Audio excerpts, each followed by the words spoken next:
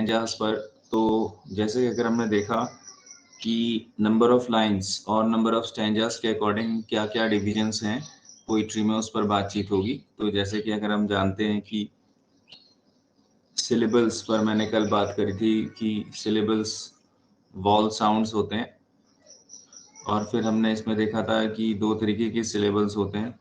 Syllables क्या होते हैं? वॉल साउंड्स होते हैं, ठीक है। और फिर हमने इसमें ये देखा था कि दो तरीके के सिलेबल्स होते हैं, जैसे जिसको हम कहते हैं अनस्ट्रेस्ड सिलेबल, और एक होता है स्ट्रेस्ड सिलेबल, है ना। फिर मैंने ये भी बताया था आपको अनस्ट्रेस्ड और स्ट्रेस्ड में इनके अलग अलग नाम बताए थे। इसको फिर मैंने यू कहा था और इसको फिर एस कहा था। और फिर हमने ये देखा था कि फीट होते हैं चार प्रकार के। फुट का प्लूरल फीट हो जाता है। फुट का प्लूरल क्या हो जाता है? फीट।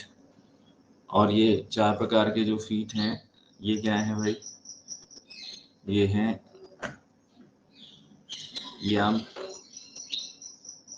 एनाबेस्ट, ट्रॉकी, ठीक है, और डेक्टिल। याम, एनापेस, ट्रॉकी और डेक्टिल, ये चार प्रकार के फुट हैं। इनको फीट कह देते हैं प्लूरल में। तो आज जैसे हम लोग देखते हैं नंबर ऑफ लाइंस के हिसाब से बात करते हैं कि स्टैंजा, डिफरेंट स्टैंजास के नेम्स को देखते हैं। स्टैंजास ऑफ डिफरेंट नेम्स, ठीक है।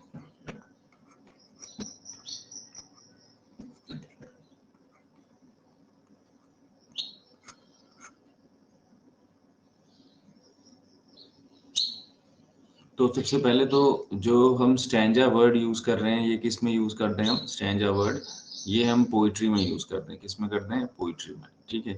पोइट्री में जो डिवीजन ऑफ लाइंस हैं उसको हम स्टैंजा कहते हैं। और प्रोज में क्या हो जाता है फिर? ये जो पोइट्री में स्टैंजा है, प्रोज में क्या है? वो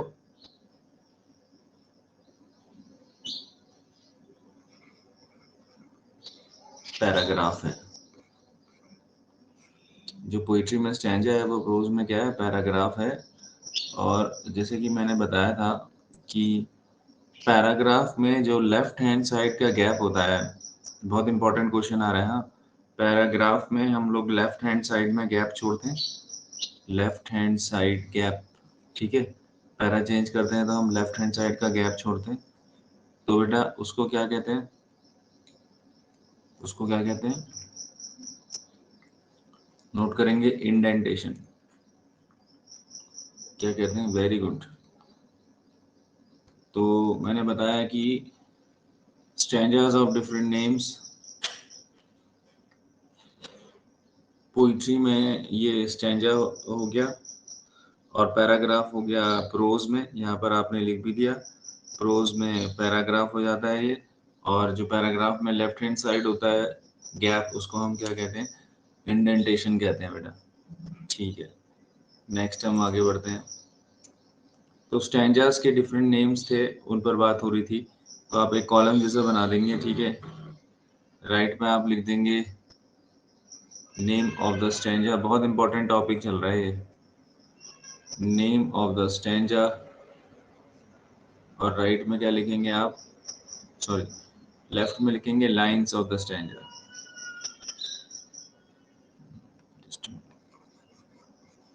लाइंस ऑफ द स्टैंजा।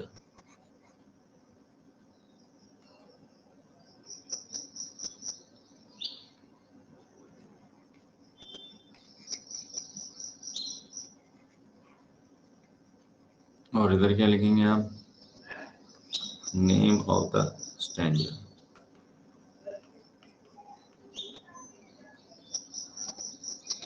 तो यहाँ पर आपने डाला लाइंस ऑफ द स्टैंजा में नंबर 1 में 2 लाइन स्टैंजा, ठीक है। 2 लाइन स्टैंजा को क्या बोलते हैं हम?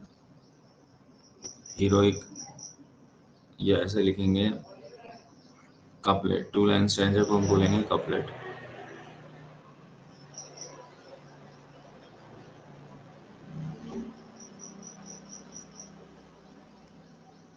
कपलेट, ठीक है।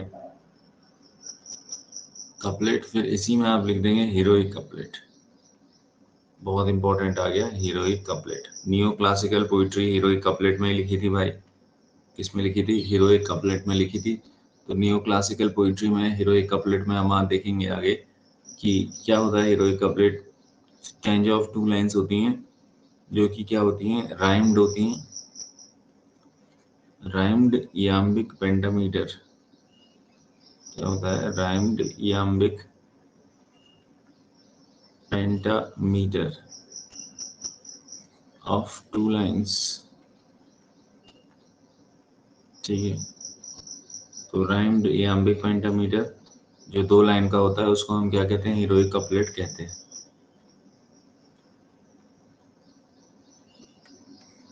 ठीक। और क्या बोला मैंने? नियो क्लासिकल पोइट्री इसका सिंबल है।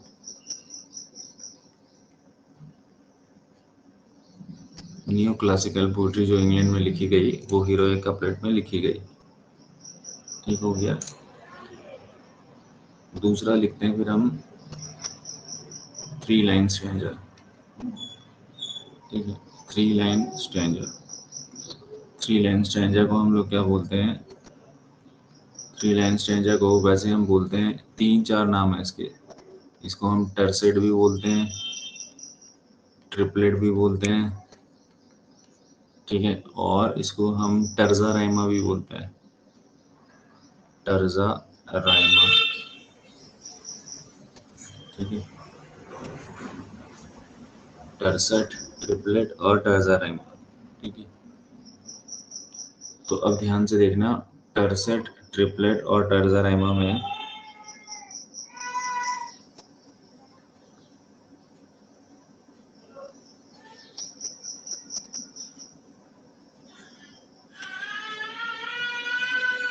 देखना, जो टर्सेट और ट्रिपलेट है ये 3-3 लाइन के स्टैंजा होते हैं, 3-3 लाइन के स्टैंजा होते हैं। बट जो टर्जा राइमा होता है वो क्या होता है?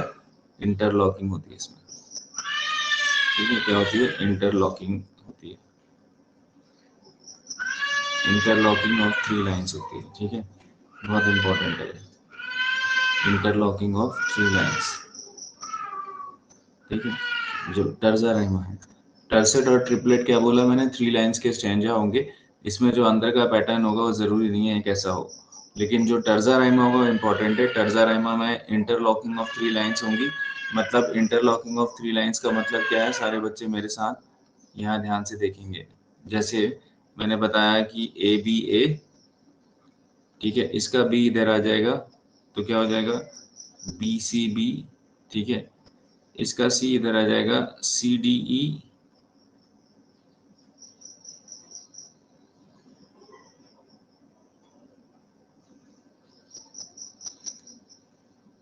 इस तरीके से चलता है। C D C, C D C ऐसे, ठीक है। इस तरीके से चलेगा तो इसको हम कहेंगे टर्जा राइमा। टर्सेट और ट्रिपलेट में basically they both refer to generally the 3 line stanza. There is no, you can say, specific arrangement of rhymes, but terza Raima में जो है राइम्स का अरेंजमेंट होगा, ठीक है। हमें बहुत फेमस पोएम याद आती है टर्जा राइमा में, पीबी शैले की ode to the west wind. और कल भी मैं चर्चा कर रहा था कि जैसे हम देखते हैं कि जो दांते का डिवाइनिया कॉमेडिया है जो कि क्लासिकल एपिक में आ जाता है, तो उसमें भी टर्जा राइमा में लिखा गया हो। मैं लिख नहीं रहा हूँ, आप लोग लिख लेंगे टर्जा राइमा में ode to the west wind. लिख रहे हैं बेटा सारे बच्चे? Ode to the west wind by P B Shelley.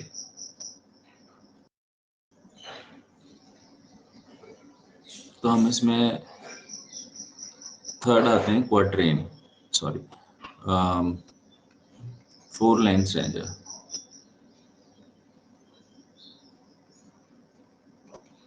4 line stanza, ठीक है। इसको हम क्वाट्रेन भी कहते हैं, QUATRAIN, क्वाट्रेन। बहुत इंपॉर्टेंट लाइन है ये, मतलब नेम है क्वाट्रेन, ठीक है। 4 लाइन स्टैंजा और क्वाट्रेन में हम ये भी देखते हैं साथियों कि क्वाट्रेन आपका बैले स्टैंजा भी कहलाता है। क्या कहलाता है? Ballet stanza.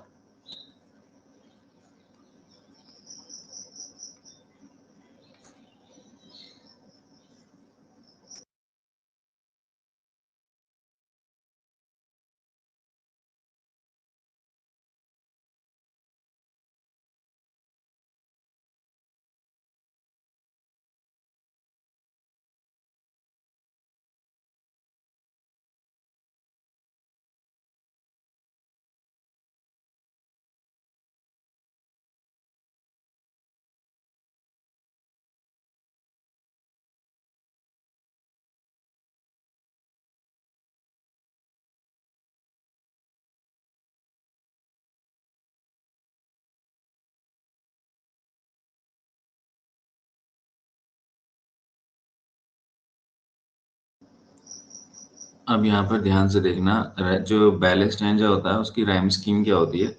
इस तरीके की होती है, ए बी सी बी। क्या होती है? A B C B. ठीक है। और बैले स्टैंजा में जो हमारा, हम ये कह सकते हैं कि जैसे ये देखिए, सेकंड और फोर्थ लाइन आपस में राइम कर रही है ना, तो दैट इज कॉल्ड एज, मतलब एक एक लाइन छोड़ के जो है वो राइम करती हैं। और बैले स्टैंजा में एक और खास चीज है जो आपको यहाँ पर लिटरेरी टर्म्स में पता होनी चाहिए, that is called as refrain. इसको ऐड कर लेना अपने नोट्स में, रिफ्रेन। ठीक है, ये एग्जाम्स में आएगा आपके। अब रिफ्रेन का मतलब क्या होता है बेटा? रिफ्रेन का मतलब होता है repetitive line in every stanza. कई स्टैंजाज में एक लाइन बार बार रिपीट होती रहती है। Repetitive line in every stanza of a poem. ठीक है, हर स्टैंजा, पोम के हर स्टैंजा में जब कोई लाइन रिपीट होती है बार बार, तो उसको हम क्या कहते हैं? रिफ्रेन। ठीक है, याद रखना है, यहाँ पे इंपॉर्टेंट वर्ड है, हाईलाइटर भी कर रहा हूँ, रिफ्रेन। ये बैले स्टैंजा में या बैले में ही देखा जाएगा। क्लियर हो गया? ठीक है। कई बार जो बैलेज हैं, फोर लाइन के स्टैंजा, उसमें हम देखते हैं इन मेमोरियम स्टैंजा भी कहा गया ना, टेनिसन ने इन मेमोरियम लिखा है, तो उसको इन मेमोरियम स्टैंजा भी कहा गया है। ये भी फोर लाइन का होता है। टेनिसन से क्वेश्चन बनता ही है, तो उसको नोट कर लेना। In Memoriam stanza, In Memoriam stanza कितनी लाइन का होता है? फोर लाइन का होता है। Four line stanza. ठीक है, is called as In Memoriam stanza.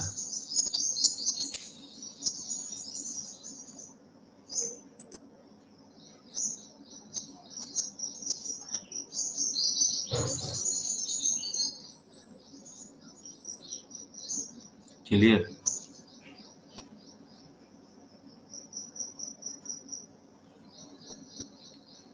और ये इन मेमोरियम किसने लिखा था? मैंने बताया अभी, टेनिसन ने लिखा था। लॉर्ड एल्फ्रेड टेनिसन, जो नए बच्चे हैं उनके लिए, विक्टोरियन पोएट है। एलटी में आपके टेनिसन से 3 क्वेश्चन थे। Lord Alfred Tennyson, TENNYSON। तो टेनिसन का इन मेमोरियम स्टैंजा कहा जाता है।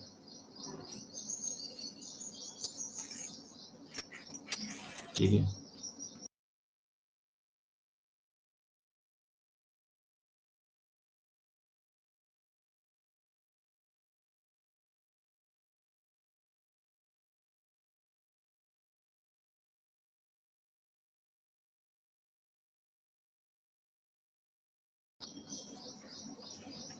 फिर चौथा हम आते हैं, 5 लाइन स्टैंजा।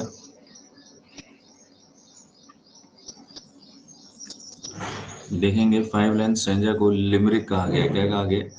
लिमरिक, LIMERICK, लिमरिक्स कह देते हैं। ठीक है, ये लाइट वर्सेस में आते हैं। नोट करना, ये टेक्निकल टर्म दे रहा हूँ, लाइट वर्सेस। ठीक है, तो लाइट वर्सेस क्या होता है बेटा? लाइट वर्सेस मतलब हम ये कह सकते हैं कि वो पोएम्स जो बच्चों के लिए लिखी जाती हैं।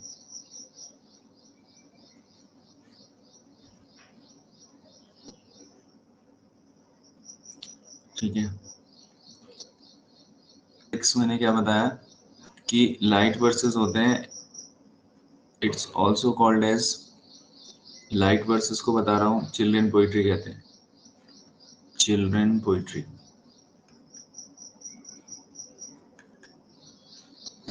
ठीक है, 5 लाइन स्टैंजास हैं, मैंने बोला कि इनको हमने लिमरिक्स बोला, और लाइट वर्सेस या चिल्ड्रन पोइट्री, ये दोनों वर्ड्स आ जाएंगे इसमें। ठीक है,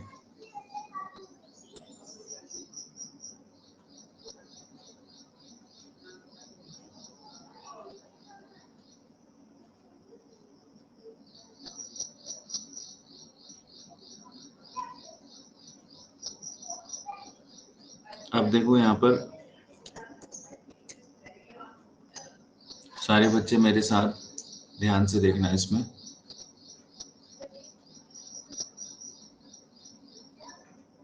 जो ये लिमरिक्स है ना, इसको एक और नाम से भी कहा जाता है, कई बार आ जाएगा आपके एग्जाम्स में। मैं यहाँ पर इसको लिख दे रहा हूँ, ठीक है, पर्पल कलर में लिख दे रहा हूँ, यहाँ लिख दे रहा हूँ मैं, क्योंकि यहाँ पर स्पेस नहीं हो रहा है, तो कैपिटल में लिख रहा हूँ, आप लोग भी नोट कर लेंगे। 5 लाइन स्टैंजा को हम सिंक्विन भी कहते हैं, सिंक्विन, QUAIN, बहुत इंपॉर्टेंट टर्म है ये, सिंक्विन। ठीक है, एग्जाम में आएगा ये question, cinquain. Cinquain is a 5 line stanza poem, सिर्फ 5 लाइन की ही होती है टोटल पोएम ये, और बच्चों की पोएम है ये भी। ठीक है, लाइट वर्सेस में आएगा। Light versus means the poetry which is meant for amusement, note कर लेना। लाइट वर्सेस चिल्ड्रन पोइट्री को कहते हैं LIGST, लाइट वर्सेस, और मैंने बोला कि it is written for poetic amusement. ठीक है,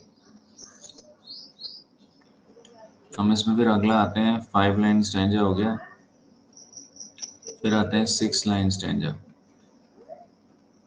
ठीक है, अब देखना 6 लाइन स्टैंजा को हम क्या बोलते हैं, सेस्टेट। यूजुअली हम देखते हैं ना, सेस्टेट बोलते हैं। सेस्टेट हम देखते हैं ऑक्टेवन सेस्टेट में। कहाँ पर देखते हैं इसको, पेट्रार्कन सनेट में। पेट्रार्कन सनेट में हम 6 लाइन स्टैंजा देखते हैं, that is called as sestet.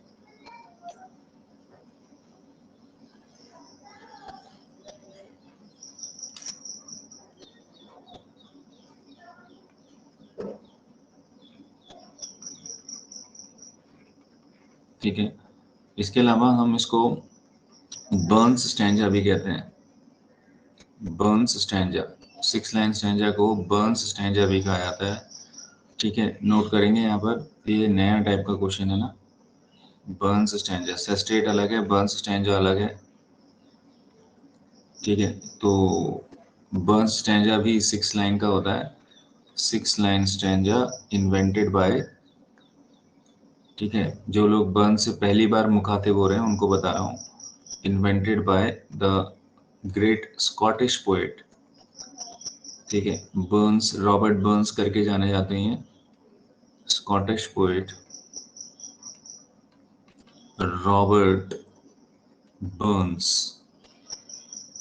ठीक है, of mid 18th century, Robert Burns of mid 18th century. ठीक है, तो जब ये रॉबर्ट बर्न्स हैं, इनको हम और क्या बोलते हैं, रॉबर्ट बर्न्स को प्लूमेन पोएट। बहुत इंपॉर्टेंट पॉइंट है भैया, नोट कर लेना ये, PLOUGHMAN, प्लूमेन पोएट। इसके अलावा हम इनको और क्या बोलते हैं,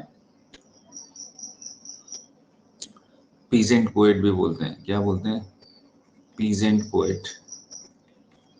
ठीक है, इसके अलावा हम इनको फार्मर पोएट भी बोलते हैं, रॉबर्ट बर्न्स को।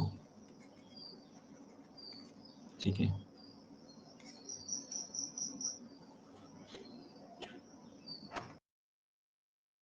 यहाँ पर एक पॉइंट और नोट कर लेना कि प्लूमेन नहीं, ये पीजेंट पोएट में रॉबर्ट फ्रॉस्ट का नाम भी आता है। किनका नाम आता है भाई, रॉबर्ट फ्रॉस्ट का। ठीक है, जहाँ पर पीसेंट पोएट लिखा है वहां पर ऐसे लिख लेंगे। एक तो रॉबर्ट बर्न्स हो गए, स्कॉटिश हो गए, रॉबर्ट फ्रॉस्ट आपको पता ही है, great American modern poet of 20th century, जिनको 4 पुलिट्जर है। Great American poet Robert Frost. Mending wall देखी होगी आपने इनकी, ठीक है ना। और भी बहुत सारे पोएम्स रॉबर्ट फ्रॉस्ट ने लिखी हैं, बहुत फेमस हैं। 20th सेंचुरी के मॉडर्न पोएट में आ जाते हैं रॉबर्ट फ्रॉस्ट, ठीक है। उनको भी पीजेंट पोएट कहा जाता है। चलिए, तो मैं खैर आगे बढ़ता हूँ। तो 6 लाइन स्टैंजा हमारा हो गया। सस्टेट भी कहते हैं इसको फिर, और बर्न्स स्टैंजा भी कहते हैं, ठीक है। तो अब हम आते हैं 7 लाइन स्टैंजा पे। 7 लाइन स्टैंजा, ठीक है, बहुत इंपॉर्टेंट है। यहाँ पर पहले ही स्टार लगा दे रहा हूँ मैं 7 लाइन स्टैंजा पे। तो 7 लाइन स्टैंजा को हम कहते हैं, ठीक है, Raima royal. Raima royal, RIMA भी लिख सकते हैं इसको, कोई फर्क नहीं पड़ेगा। इसके अलावा सबसे इम्पोर्टेंट जो इस बीच मैंने आप लोगों को नए नोट्स में भी बताया है कि राइमा रॉयल का ही दूसरा नाम चौसेरियन स्टैंजा भी है। मैं बता नहीं सकता पूरी क्लास को कितना इम्पोर्टेंट पॉइंट है ये, ठीक है। राइमा रॉयल का ही दूसरा नाम क्या है? चौसेरियन स्टैंजा, ठीक है। चौसर ने इन्वेंट किया था इस स्टैंजा को, और बट इसको ज़्यादा पॉपुलराइज किसने करा? किंग जेम्स वन ने करा, स्कॉटलैंड के थे वो। तो राइमा रॉयल 7 लाइन का स्टैंजा होता है, 7-7 लाइन के स्टैंजा होंगे।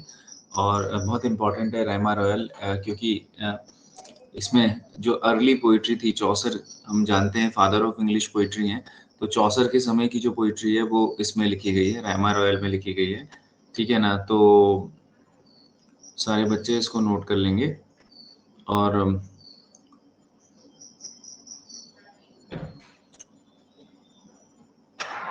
ठीक है, राइमा रॉयल की राइम स्कीम क्या है? राइम स्कीम आपको पता है, जो एंड में, स्टैंजा के एंड में जो साउंड का पैटर्न होता है उसको हम शो करते हैं, तो that is called as rhyme scheme. तो ये है AB, फिर BCC, ठीक है। AB, BCC, this is the rhyme scheme of rhyme royal. Very important, highlighter लगा देना इस पे, ठीक है, एग्जाम में आएगी आपके, ठीक है। वहाँ पर 4 ऑप्शंस होते हैं, तो ये राइम स्कीम्स में कंफ्यूज हो जाते हैं बच्चे, तो इसलिए आपको एग्जैक्टली याद रखनी है, ठीक। और मैंने इस पर क्या पॉइंट बोला? मैंने बोला कि ये जो है बेसिकली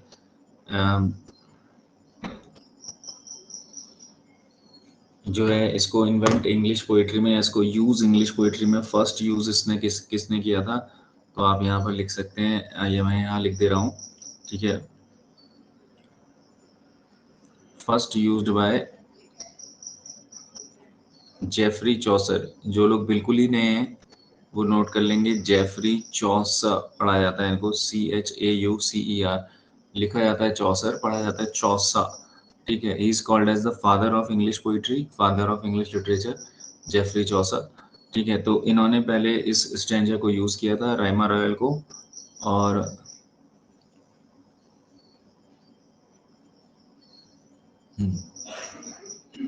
तो first used by Jeffrey Chaucer.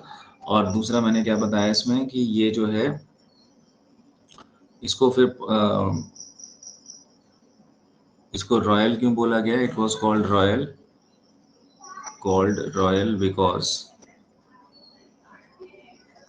ठीक है, बिकॉज, बिकॉज लिखा है, ठीक है। King James one of Scotland used it, king James one of Scotland, because king James one of Scotland used it, ठीक है। King James one of Scotland देख लेंगे इसमें। जो मैंने बताया ना, जो बर्न्स स्टैंजा है यहाँ पर, ये येलो रंग से टिक किया है, रेड पेन से टिक कर रहा हूँ। तो बर्न्स स्टैंजा रॉबर्ट बर्न्स ने इन्वेंट किया, ये इन्वेंट तो नहीं किया था, रॉबर्ट बर्न्स ने इसको स्कॉटलैंड में यूज किया था। ये स्कॉटलैंड के ग्रेट स्कॉटिश पोएट हैं, मिड 18 सेंचुरी के हैं रॉबर्ट बर्न्स। और रॉबर्ट बर्न्स को फिर प्लोमैन पोएट भी कहा जाता है, प्लीजेंट पीजेंट पोएट भी कहा जाता है, और फार्मर पोएट भी कहा जाता है। ये 3 टाइटल्स जो है रॉबर्ट बर्न्स को दिए गए हैं। और रॉबर्ट बर्न्स की ही स्टाइल में पीजेंट पोएट रॉबर्ट फ्रॉस्ट को भी कहा जाता है, ठीक है। तो दोनों अलग अलग पोएट हैं। रॉबर्ट बर्न्स तो स्कॉटिश हैं, मिड 18th सेंचुरी, और रॉबर्ट फ्रॉस्ट 20th सेंचुरी के अमेरिकन पोएट हैं। दोनों के फर्स्ट नेम रॉबर्ट हैं, बट इनका नाम रॉबर्ट बर्न्स है और इधर इनका नाम रॉबर्ट फ्रॉस्ट है। ठीक है, तो दोनों में सिमिलैरिटी है कि दोनों ने जो है मजदूरों के गीत लिखे हैं, मजदूर पीजेंट्स को कहेंगे हम। ठीक है, तो इसीलिए इनको यहाँ पर सिमिलैरिटी मैंने रखी है। हालांकि जो बर्न्स स्टैंजा है इसको स्कॉटिश स्टैंजा भी कहा जाता है। अब यहाँ पर ये बात आई है तो ये नोट कर लेंगे। और इसका एक और नाम है हेबी, हेबी स्टैंजा। हेबी जो है स्कॉटलैंड के पाइपर थे। पाइपर स्कॉटिश एक वाद्य यंत्र होता है जिसको बजाया जाता है, तो उसको HABBIE हेबी स्टैंजा भी कहा जाता है। मैं बर्न्स स्टैंजा की बात कर रहा हूँ। और या फिर इसको क्या कहा जाता है भाई, अभी बोला मैंने स्कॉटिश स्टैंजा भी कहा जाता है। बर्न्स स्टैंजा और स्कॉटिश स्टैंजा ये दोनों कहे जाते हैं। ठीक है, और रॉबर्ट बर्न्स मैंने बता दिया, इनकी जो पोएम्स है ना, फेमस पोएम्स के टाइटल सारे बच्चे लिख लेना आज। रॉबर्ट बर्न्स की फेमस पोएम्स के टाइटल। ठीक है, तो मैंने क्या बोला, हेबी स्टैंजा या स्कॉटिश स्टैंजा कहा जाता है इसको। क्लियर हो गया सब लोग? अभी repeated line, it appears to be a cliche. अंग्रेजी में एक वर्ड होता है क्लीशे, चाहे तो नोट कर लेंगे, CLICHE, cliché. Cliché means often repeated saying. ऐसी सेइंग जो बार बार रिपीट की जाती है उसको हम क्या कहते हैं, क्लीशे कहते हैं। तो ऑफन रिपीटेड सेइंग है, but still it is nonetheless a very important saying. ठीक है, तो क्लियर हो गया सब लोगों को? क्लियर ही हो गया कि यहाँ तक का। आगे बढ़ते हैं फिर हम।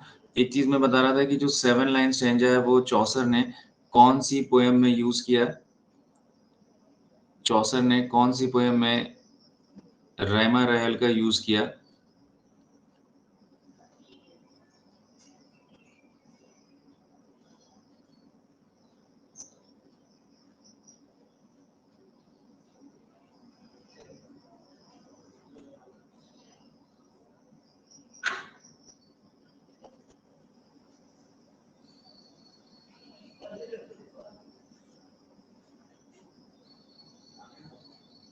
हम्म,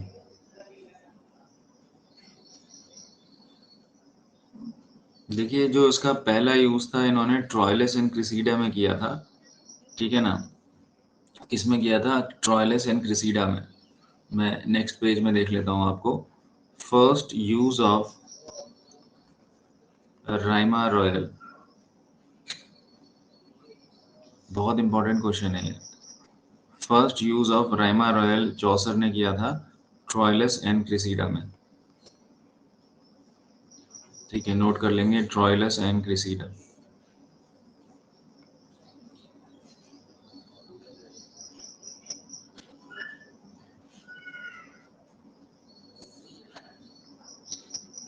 हुआ है, ट्रॉयलस एंड क्रिसीडे में हुआ है। ट्रॉयलस एंड क्रिसीडे को क्या बोला जाता है? फर्स्ट नॉवल इन वर्स बोला जाता है।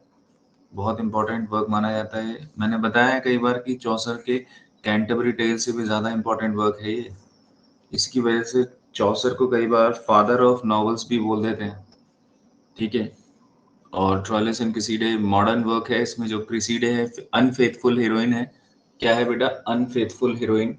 ठीक, और तो यहाँ पर ये क्लियर हो गया। यहीं पर ही एक पॉइंट और याद आ रहा है मुझे कि first use of heroic couplet किसने किया था और किस वर्क में किया था? तो first use of heroic couplet भी चौसर ने ही किया है। ये जेफरी चौसर ने किया है। ठीक है, हीरोइक कपलेट हम पहले लिख चुके हैं, 2 लाइन का स्टैंजा जो होता है। First use of heroic couplet किसने किया है? जेफरी चौसर ने किया है। और मैंने बताया कि ये जो है आपका, ये कौन से वर्क में किया है भाई इन्होंने? The legend of good women में किया है। The legend of good women. ठीक है, the legend of good women में कितनी स्टोरीज हैं टोटल? वुमेन में प्लूरल होगा ना ये, CM भाई। The legend of good women. ठीक है, तो इसमें ये कितनी स्टोरीज हैं टोटल? 9 स्टोरीज है ना, नोट कर लेना। इनकम्प्लीट वर्क माना जाता है। बहुत इंपॉर्टेंट पॉइंट है, बहुत ज्यादा इंपॉर्टेंट पॉइंट है। सारे बच्चे इस पे स्टार लगा देना बेटा। नए बच्चों के लिए स्पेशली ये बहुत इंपॉर्टेंट पॉइंट शेयर कर रहा हूँ। स्टार बना दिया मैंने। स्टार का मतलब बहुत इंपॉर्टेंट है। अरे भाई क्लियर हो रहा है सब लोग?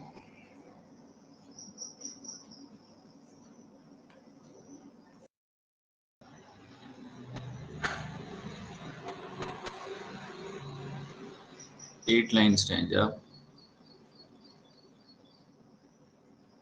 एट लाइन स्टैंजा में क्या कहेंगे?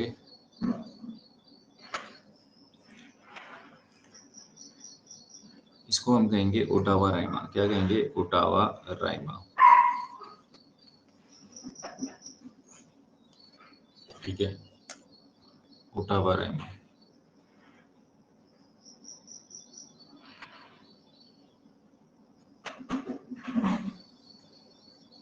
तो ओटावा राइमा की राइम स्कीम क्या है? A B A B A B C C. Simple सी राइम स्कीम है। ठीक है, जो फर्स्ट 6 लाइंस हैं वो आप देख रहे हैं ऑल्टरनेट राइम्स हैं। फर्स्ट 6 लाइंस में ऑल्टरनेट राइम्स मतलब पहली लाइन तीसरी से राइम कर रही है, दूसरी चौथी से कर रही है। ठीक है, और जो तीसरी है वो पांचवी से कर रही है, जो चौथी है वो छठी से कर रही है। तो ऐसे करके डायग्राम बन जाता है। इसको कहते हैं ऑल्टरनेटिंग राइम्स। ठीक है, लास्ट की जो 2 लाइन्स हैं ये क्या है? कपलेट्स हैं। यहाँ पर ब्रैकेट में लिख दे रहा हूँ मैं। कपलेट देखने में ही लग रहा है वो। कपलेट आपको पता ही है, दोहा, 2 लाइन का स्टैंजा जो राइम भी करता है। कपलेट्स, कपलेट्स नहीं कहेंगे, कपलेट कहेंगे। एक कपलेट में 2 लाइन होंगी। ठीक है, क्लियर हो गया? अब इसमें एक चीज ये देखना ना कि जो ये कपलेट है इसमें डबल राइम्स है। जो ओटावा राइमा का कपलेट होता है ना उसके अंदर डबल राइम होती है। ये क्वेश्चन याद रखना। डबल राइम क्या होती है हम उस पर बात कर लेते हैं।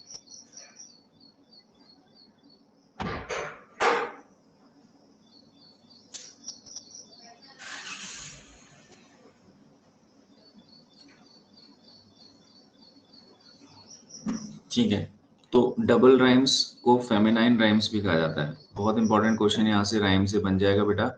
डबल राइम्स को फेमिनाइन, FEMININE, साफ साफ लिख देता हूँ, फेमिनाइन राइम्स। डबल राइम्स को फेमिनाइन राइम्स भी कहा जाता है।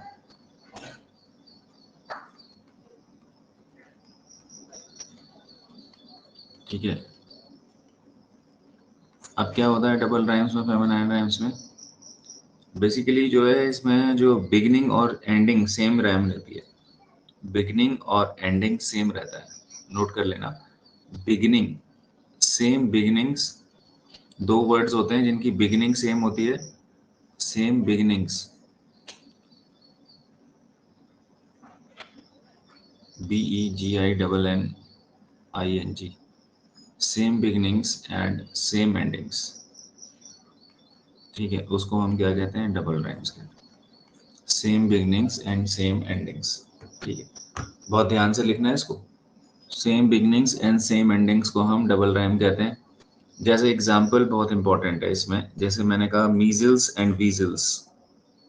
ठीक है, 2 वर्ड्स दे दिए मैंने, मीजल्स एंड वीजल्स। तो अब आपको तो पता ही है।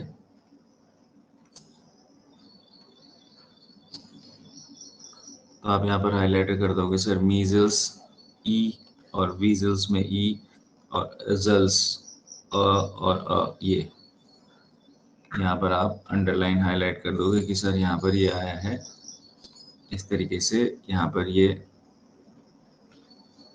ठीक है, यहाँ पर और यहाँ पर और यहाँ पर और यहाँ पर। तो ये किसका एग्जाम्पल है? डबल राइम का एग्जाम्पल है। जब एक ही वर्ड में 2 बार, मतलब 2 वर्ड्स में 2 जगह राइम हो रहा है तो डबल राइम। तो जो ओटावा राइमा का कपलेट है ना उसमें डबल राइम का यूज होता है, जिसको हम फेमिनाइन राइम भी कहते हैं। तो फिर ओटावा राइमा का जो यूज है वो बायरॉन, हाँ, बायरॉन ने किया है। Byron, it was used by Byron, BYRON। Byron romantic age के एक बहुत फेमस पोएट हैं। ठीक है, वर्ड्सवर्थ कोलरिज वाली जो एज है, और उसमें इन्होंने एक वर्क लिखा है डॉन जुआन। डॉन जुआन, JUAN। इसको पढ़ा जाता है डॉन जुआन। ठीक है, ये किस में लिखा गया है बेटा? ओटावा राइमा में लिखा गया है। 8 लाइन स्टैंजा से।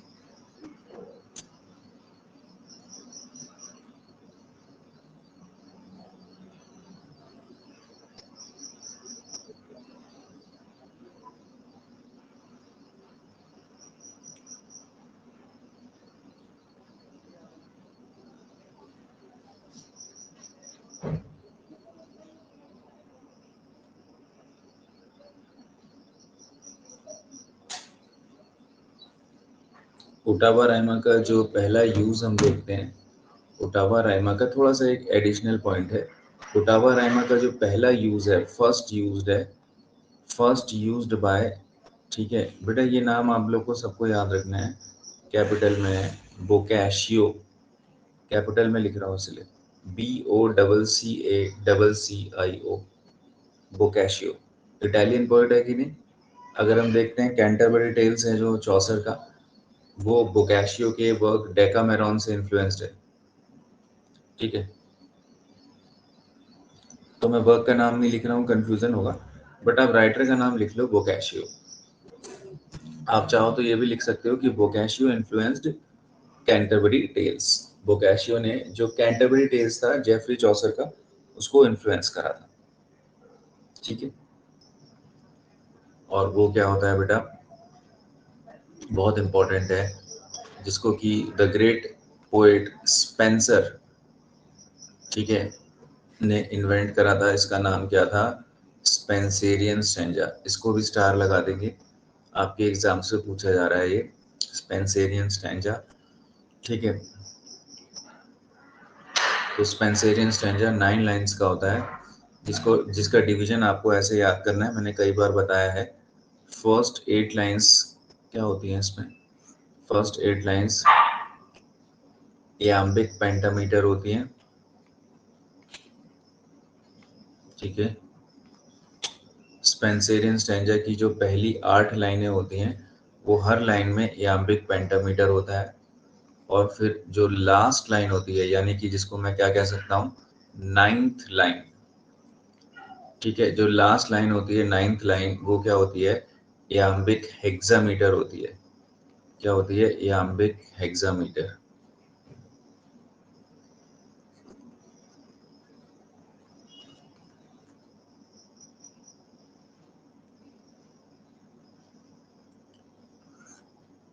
इयाम्बिक हेक्सामीटर होती है। ठीक है, और ये जो हेक्सा का मतलब क्या होता है बेटा? हेक्सा का मतलब 6 pairs of yam. Hexa means 6 pairs, penta means 5 pairs. ठीक है, तो इयाम्बिक हेक्सामीटर जो लास्ट लाइन होती है स्पेंसेरियन स्टैंजा की, ठीक है, क्योंकि ये ग्रीक्स में जो ग्रीक किंग थे अलेक्जेंडर, या ग्रीक पोएट्स भी हेक्सामीटर का यूज करते थे, इसीलिए ग्रीक पोएट्स को डेडिकेट करते हुए जो ग्रीक किंग है बहुत ग्रेट अलेक्जेंडर, उनके नाम पर इसका स्टैंजा का नाम क्या पड़ा? अलेक्जेंड्रिन।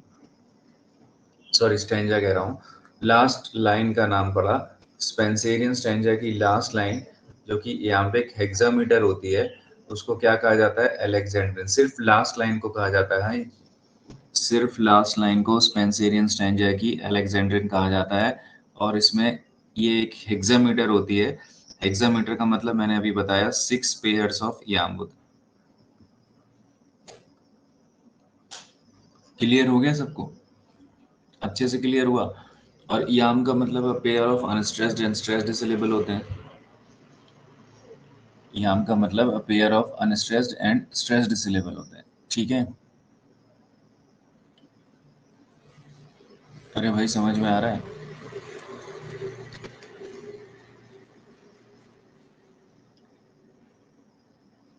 ठीक, तो ये जो स्पेंसेरियन स्टैंजा है, ये इन्वेंट किसने किया था? ये स्पेंसर ने इन्वेंट किया था फेरी क्वीन में। इट वाज इन्वेंटेड बाय, पूरा नाम क्या है इनका? एडमंड स्पेंसर, जिनको कवियों का कवि, पोएट्स पोएट कहा जाता है, एडमंड स्पेंसर इन फेरी क्वीन। फेरी क्वीन की स्पेलिंग देखना। ठीक है, फेरी क्वीन एक इनकम्प्लीट एपिक है, एक इनकम्प्लीट एपिक है जो कि 6 बुक्स में लिखी गई है। कितनी बुक्स में लिखी गई है? 6 बुक में। 1590 में इसकी फर्स्ट 3 बुक्स आई हैं। फेरी क्वीन की फर्स्ट 3 बुक्स कब आई हैं? 1590 में आई है। इसकी कॉम्प्लिकेटेड पब्लिशिंग हिस्ट्री है। क्या है? कॉम्प्लिकेटेड पब्लिशिंग हिस्ट्री है। तो फिर इसीलिए ऐसे वर्क्स का ईयर याद रखना थोड़ा सा चैलेंज है। तो इसलिए साफ साफ लिखना है कि 1590 में फर्स्ट 3 बुक्स आई हैं और 1596 में सेकेंड सेट ऑफ 3 बुक्स आए हैं। ठीक है, तो यानी कि मैं लिख सकता हूँ कि 1590 से लेकर 1596 तक पब्लिकेशन रहा है इसका। और फेरी क्वीन 6 बुक्स में एक इनकम्प्लीट एपिक है जो कि क्वीन एलिजाबेथ को डेडिकेटेड था। क्वीन एलिजाबेथ पर ये एक हम कह सकते हैं कि प्रोटेस्टेंट एलेगरी है। क्या है? Protestant allegory. ठीक है, एलेगरी आप लोगों को पता ही है, इनडायरेक्टली जब हम किसी वर्क को रिप्रेजेंट करते हैं that is called as protestant allegory.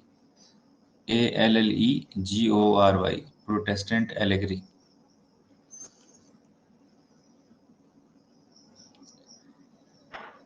तो ये प्रोटेस्टेंट एलेगरी है भाई।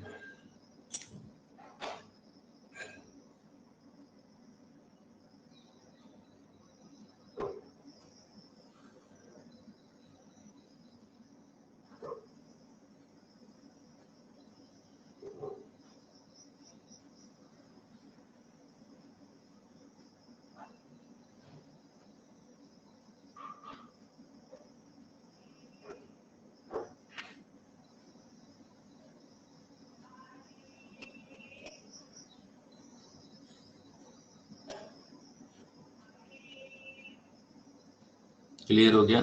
तो साथियों आज के लिए इतना बहुत है। मैंने आपको बताया था कि टेस्ट पेपर भी करा रहे हैं। टेस्ट पेपर मैंने ऑलरेडी एक भेजा है